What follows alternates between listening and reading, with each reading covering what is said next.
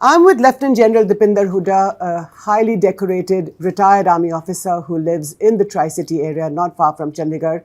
General Hooda was the officer commanding-in-chief of the Northern Command from 2014 to 2016. He was the army commander when the 2016 surgical strikes took place. He has been posted in Manipur. He has commanded the Gorkha Rifles. I'm Jyoti Malhotra of the Tribune, and this is the Tribune interview. And today we are talking about the spate of terror attacks in the Jammu region over the last several weeks. We have covered this story in the Tribune newspaper, as you may have seen this morning.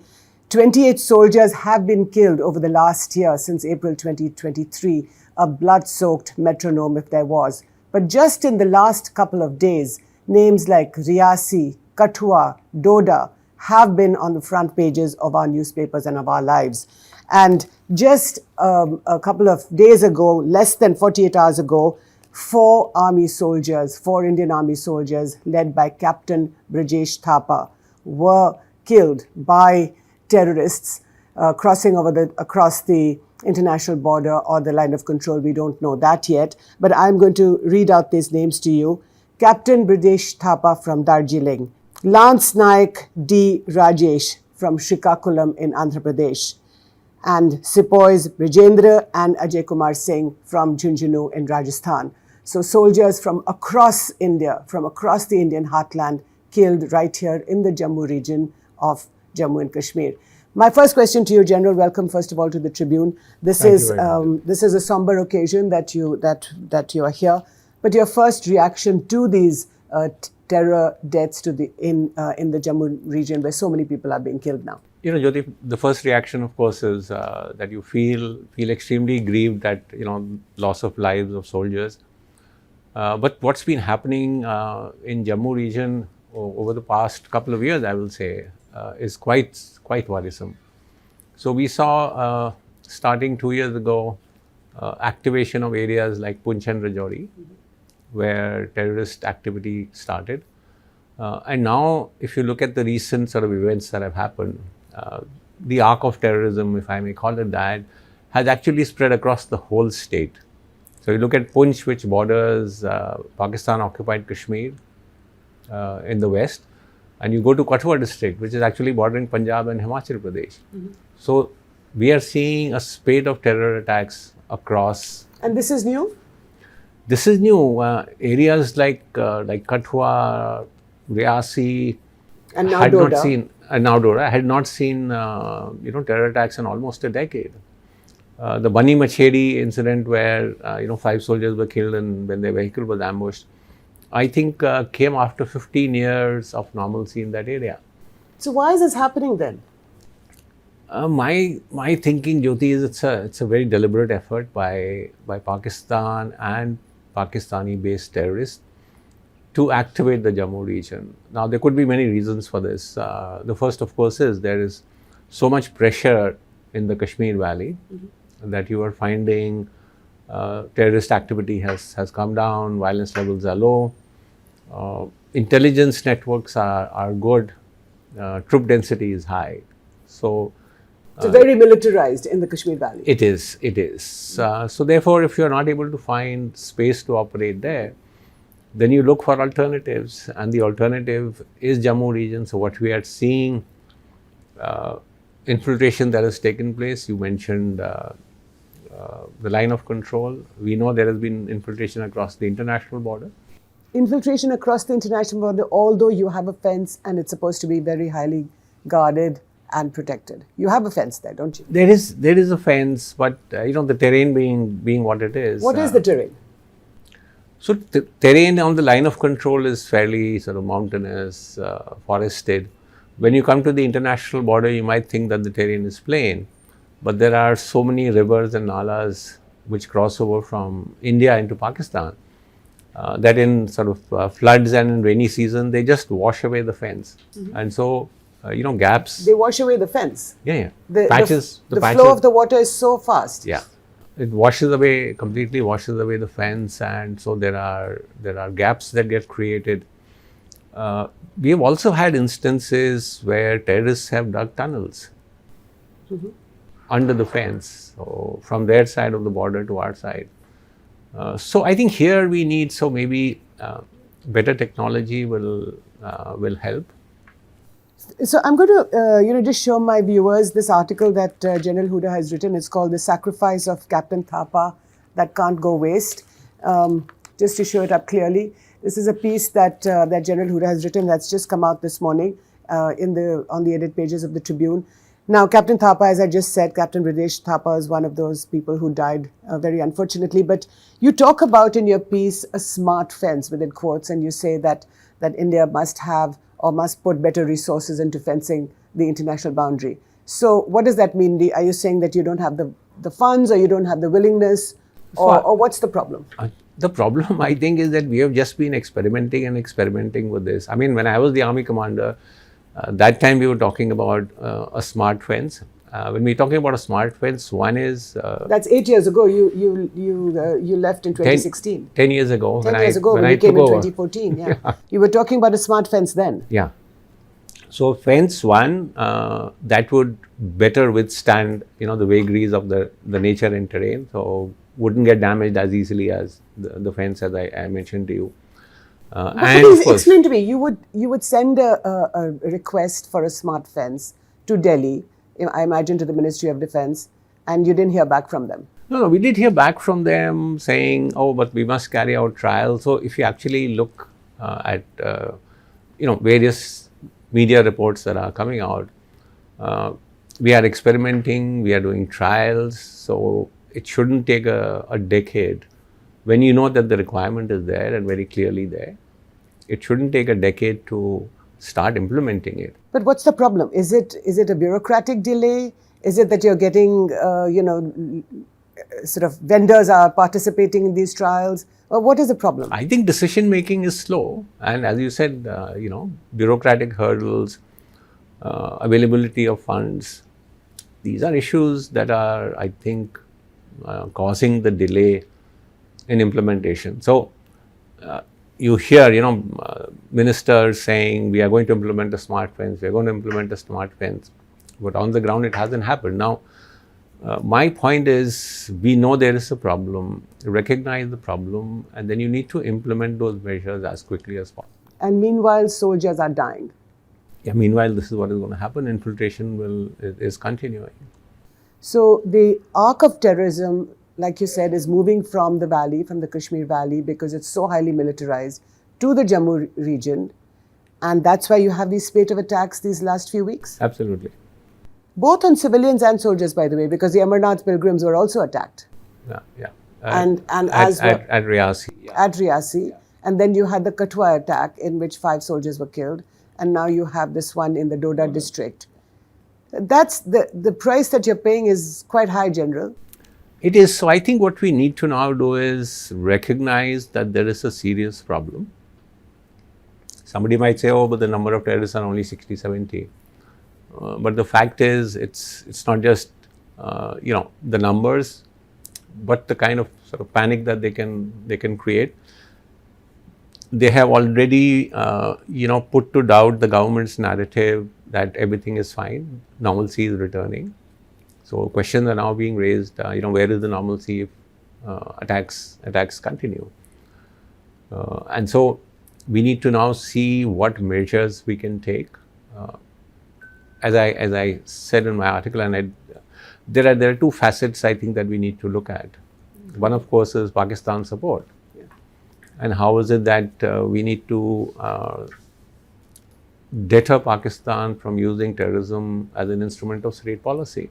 So let me ask you this. Pakistan has been actively sending people, infiltrators, terrorists, whether from the Lashkar-e-Toiba or from the Jaish-e-Mohammed, and other, we saw in the Mumbai attacks what happened in 2018. But even if we restrict our conversation to Jammu and Kashmir, Pakistan has been doing this since 1989. That's more than 35 years. Sure. Now, do you feel that you have been able to handle that problem? No, we haven't. So, yes, to be fair, this government has shown resolve in dealing with terrorism. They've taken actions. They've also not hesitated to use the military instrument So we had these cross-border strikes in 2016. We had the airstrikes in 2019. You went across, didn't you, in 2016 during the surgical strike? Yeah, well, not me personally, but yeah, the soldiers did go across. But I think it's had What only. did you find there? What did your soldiers find in those surgical strikes? No, what we found is we had actually chosen 5 targets across the line of control, and 5 teams were sent to strike those 5 targets. Struck them and came back, and it was fairly successful, I would say. These were terrorist targets. Yeah, they were terrorist targets. But of course, I mean, you also had to cater for Pakistan military for 2 reasons. One is when you are crossing the border, the first line of defenses you get is Pakistan regular troops who are deployed on the line of control. So, and the camps were behind. So you had to cross over, infiltrate across Pakistani defenses. And a lot of these terrorist camps are also almost sort of co-located with where the Pak military camps are. So, I mean, it wasn't merely that you only had to sort of cater for the challenge from the terrorists who were there in the camp, but also the Pakistan army was there. So how did your boys do it? Did you evade the Pakistan military guys, or did you had to kill a few people? No. So the idea was to infiltrate, cross over the defenses without them coming to know that we are there.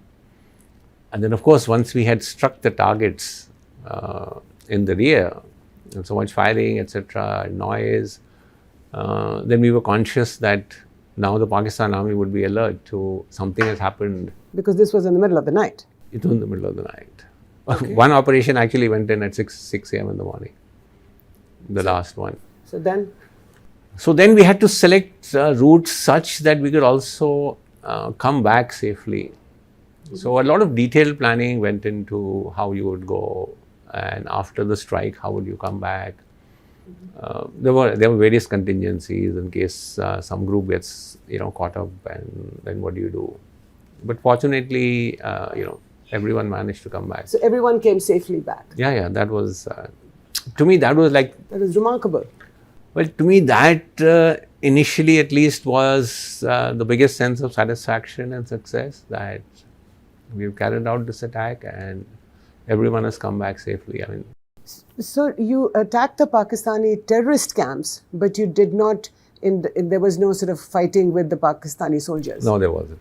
So you evaded them completely, and they didn't get to know about it?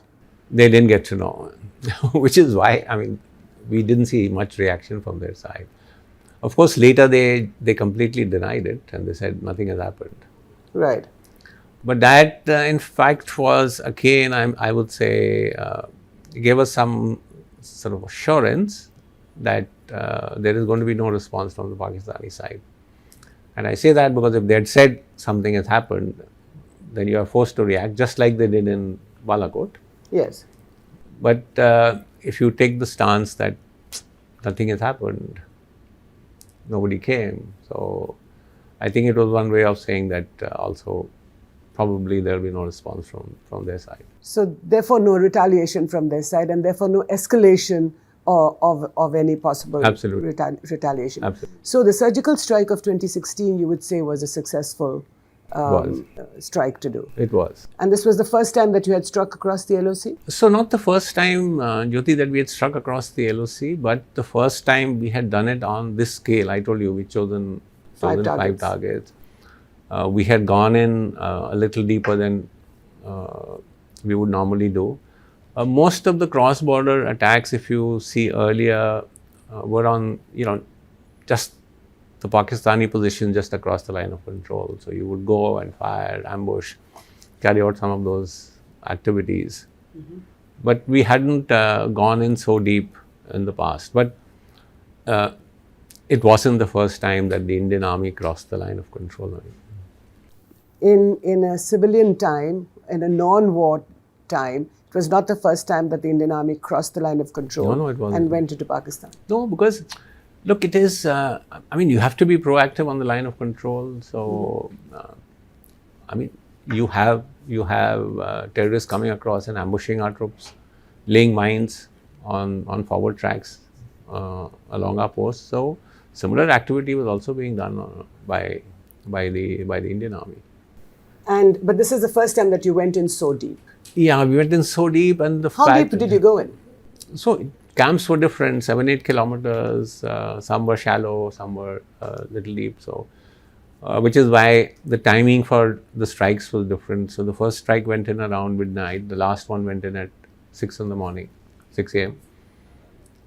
And the breadth of the operation. So from across Jammu region to across Kashmir, so almost a spread of about 200-250 kilometers is where the 5 targets were. So I'm saying the scale and scope was a little different.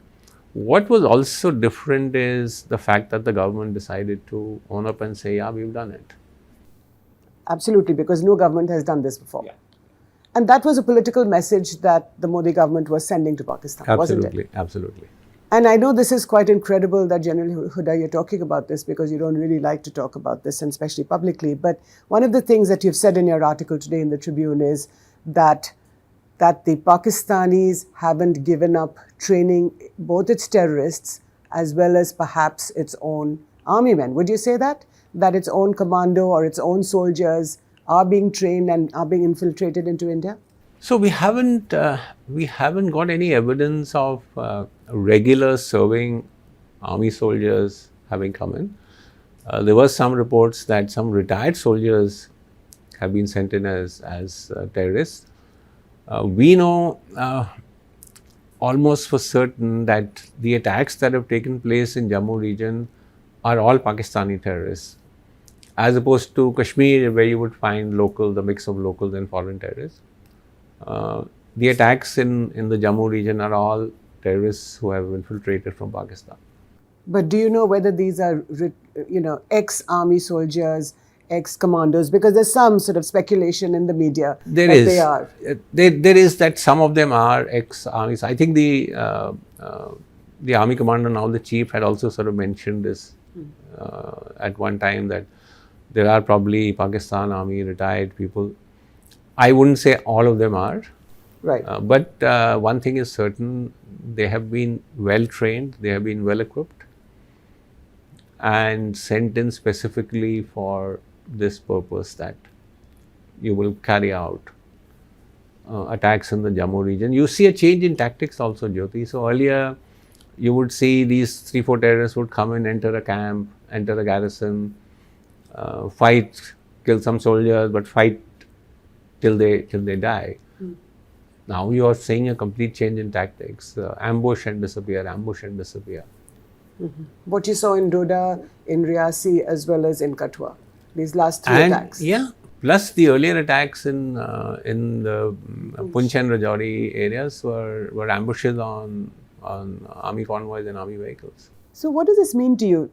The way you're describing it is that in the attacks in the valley, you had you have these Pakistani terrorists plus local boys, so local Kashmiri boys, who would enter, say, an army camp, try and create chaos, right, and fight until they die. Yeah, so you saw that in past incidents. Yeah. Army garrisons, Uri, Nagrota, they entered Pathankot. Pathankot, Jammu in that Satwari area. So now you're seeing a different tactics being employed, and so I think the security forces, the army, police, CRPF, etc., who's there, also need to now see how they change their tactics, do what they have to do. So are they slipping in across the IB and then slipping back?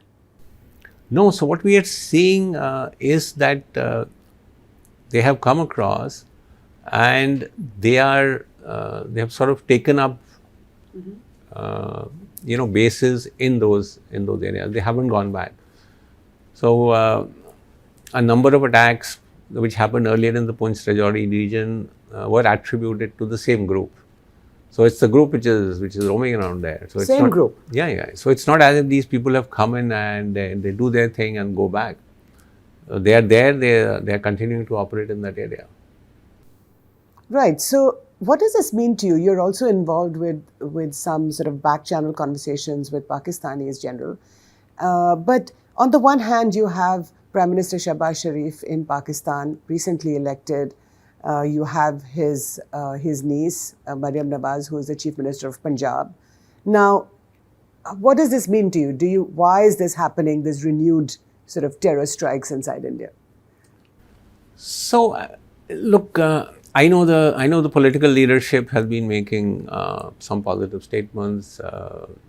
Mariam also, when I think she greeted the Sikh pilgrims and said that we need peace between the two countries. But frankly, the reins are in the hands of Pakistan Army and the ISI. And the ISI. And I think their feeling over the years has been that terror incidents in Jammu and Kashmir will probably bring India to the negotiating table. Mm-hmm. And that if they feel that they are under pressure, then they are more likely to talk to us. Otherwise, today what is happening is, okay, we made a statement, no talks unless terror is completely sort of done away with. There is no conversation happening, possibly some back channels, but otherwise, at the diplomatic level, there is no engagement which is happening. There is no economic engagement. What do you think? What do you think India should do? Should there be some engagement? On the other hand, you have these terror strikes. So I recently wrote an article, Jyoti, in which I said, and I quoted, Thomas Schelling, who's written a very classic on deterrence, and he says, coercion requires finding a bargain for the opposing party to be better off doing what you tell him to do. So there needs to be some level of, I would say, incentivization. Now, some people may not like this word, and why should we incentivize the country which is doing terrorism?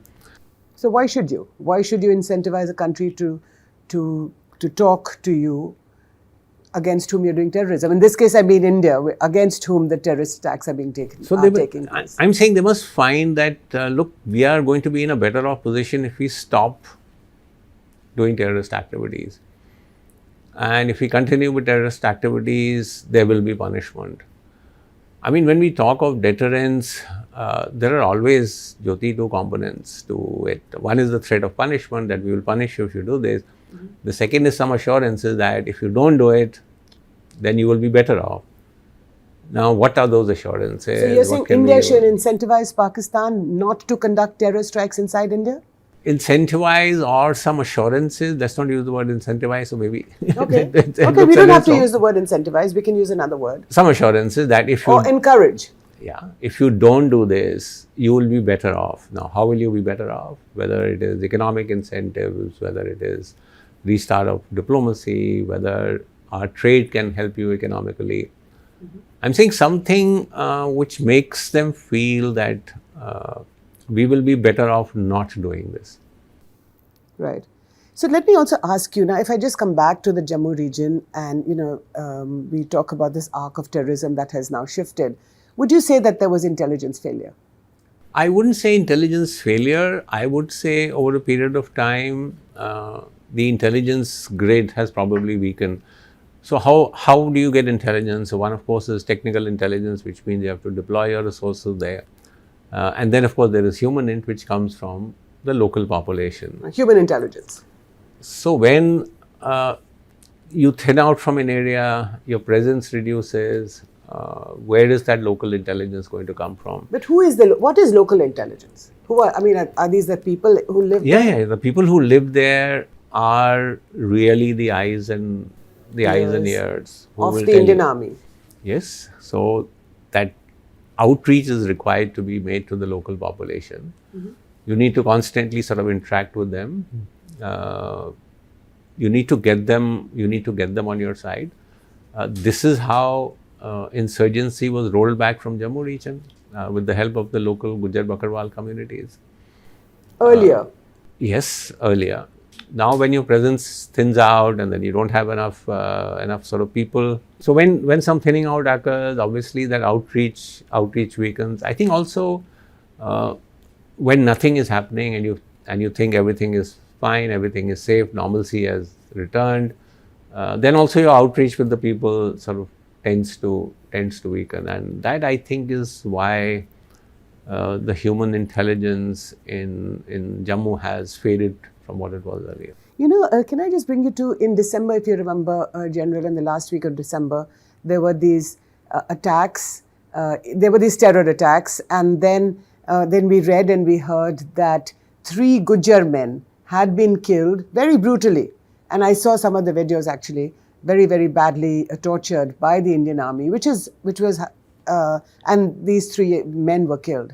Now, that would not have been, that would not encourage any of the locals to interact with the Indian Army subsequently, would it? Yeah, absolutely. So those incidents like this, where you treat locals with suspicion, pick them up, and in this case, of course, went to an extreme where people were killed, is a setback. I think the good thing is that the army acknowledged it very rapidly that a mistake has been made, and the people who were involved have been punished. I mean, I know they were posted out and some legal action, etc., is being considered. But yes, things like this, weaken your connect with the local communities. And as I said, the Gujjar Bakarwal community had been of tremendous assistance. Let me give you a small incident. So, the first all-women village defense committee was formed, and it was from among the Gujjar Bakarwal community. It was a first Muslim all-women village defense committee who took up arms, did training, and said, if terrorists come to our area, we are there to. Where was this? This is in that area of Marakulali in the Rajouri district. And these are women, these are Muslim women who are picking up arms and being trained by the Indian Army? Yeah. This happened in 2005-06, if I recall. And they were protecting their village, and they were saying that they were willing to kill Pakistani terrorists. Yeah, absolutely. In defense of their village. Yeah. Okay. So I'm saying, so this is how the local community has actually helped us push back, roll back militancy and terrorism in Jammu region. I think sometimes not enough credit is given to them. And also, we saw this protracted period of peace in Jammu, while there were terrorists active in the Kashmir Valley. Why were they not coming this side? They were not coming this side because they knew that the locals would straight away give information about them. So then what has happened now? Are you saying the locals are not giving information? So 2 things have happened. As I said, I think we need to strengthen our outreach to the local communities, and of course there is a deliberate effort by Pakistan to push in, activate this area, and they've had some success. So it will take some time, to root this out. I'm not saying it can't and won't happen. So when the state decides to use its authority effectively, I mean, 60-70 terrorists at some stage will get neutralized. So last couple of questions, General. You, in your article today, you also talk about a unified command system that could help in effectively combating terrorism. Now, what does that mean? Are you talking about working with the paramilitary, with the police? What are you saying? So let's look at what the current arrangement is. So let's take, for example, the international border, from where we are hearing about infiltration having taken place. So the first line of defense, you have the border security force.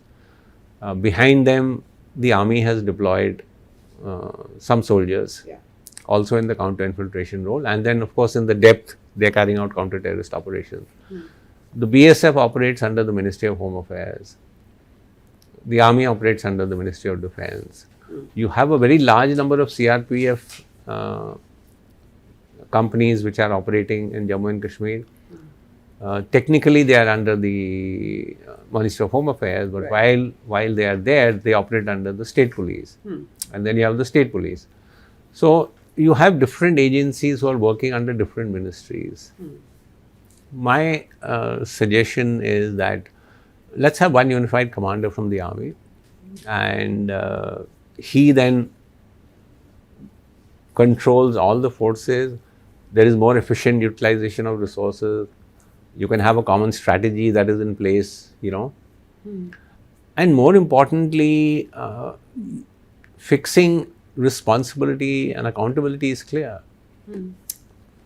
Today, if somebody infiltrates from the international border, the BSF will say, oh, the people behind us should have caught them. People behind say, oh, but you know. But has this happened before? Have you experimented with a unified command before? We have kept talking about it. We have been suggesting it. Unfortunately, there is so much turf guarding. So like the fence, like your smart fence, which still hasn't seen the light of day, although you've been talking about it for 10 years. But here the turf battles make it worse. Yeah, it is turf battles. Why should we be put under the army? We have our own... So the police, the paramilitary and the army, you suggest, should have a unified command, at least along the IB and the LOC. And also operating in the hinterland. Now in the same area, you have the CRPF operating, you have the police operating, you have the army operating. We keep saying, oh, there is very good coordination and synergy. But I can't let you go without asking you about the DGP, the Director General of Police of J&K, Mr. Swain, who has, I think, put the cat among the pigeons by saying that politicians in J&K are hunting with a hare and running with a hound. Now, that was not very complimentary of the political class, and everybody's sort of come down very heavily. But should he have said something like this at a point like this? Look, I think serving people in uniform, whether it's the army, whether it's the police, I think should not make political statements. It's wrong. I mean, this has been the norm. It's been the standard of how we behave. That we don't make comments about political parties and politicians. Now, irrespective of whoever is in power, I mean, you're supposed to do your job. So I'm going to wrap it up here, but I hope, Mr. Swain, you're watching and listening to General Hooda in uniform. Perhaps you cannot make statements like this, but I'd like to thank you, General Hooda, for coming to the Tribune and for sparing your time and for speaking to us. Thank you all so much for watching. Do follow us on our social media handles at the Tribune CHD, which stands for the Tribune Chandigarh, across Twitter or X, Facebook, and all the other social media. Thank you all so much for watching.